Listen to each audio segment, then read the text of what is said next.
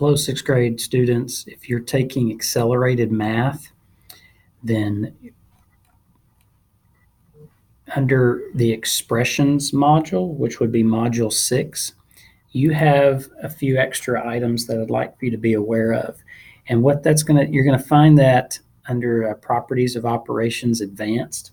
That'll be your first advanced topic or additional topic.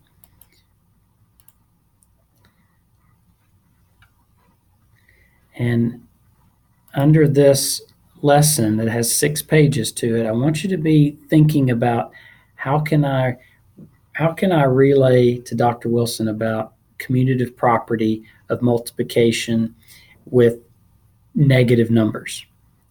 And I also want you to be able to discuss what is a reciprocal when you're thinking of dividing by a fraction, that you can think of it as using the multiplicative inverse.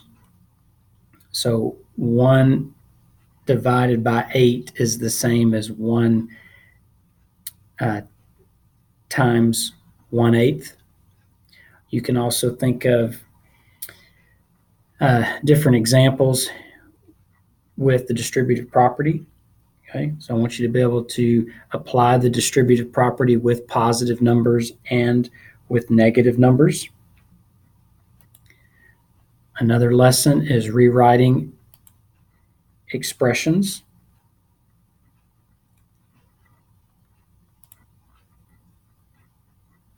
And expanding expressions. So I want you to think about using the distributive property, but then the distributive property in reverse is called factoring. So when you have something like 8x minus 16, you're looking for a factor, a greatest common factor of 8 and 16, and that would be 8. So you would divide out both terms by 8, and you would be left with something we call as factored form. So 3x plus 24, 3 is your greatest common factor. So when you factor out 3, you're going to be left with something in factored form, which would be 3 times the quantity of x plus 8. And that quantity of x plus 8 is in parentheses.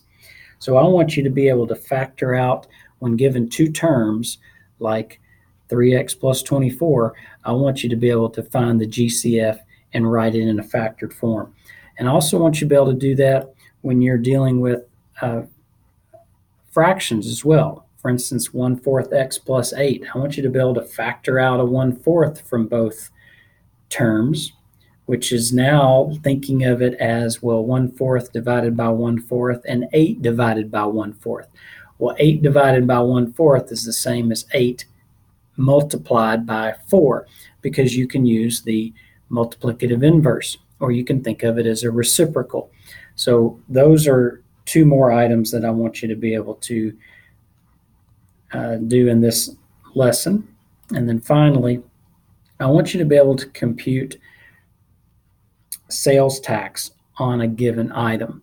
So if I say that it's it's like this instance here, it says the souvenir is $15, but the sales tax is 6%. Well, I want you to be able to change a percent to a decimal and then talk me through how you would do that multiplication and then what you would do to get your final result. So that would be the last piece that I want you to do in regard to calculating sales tax.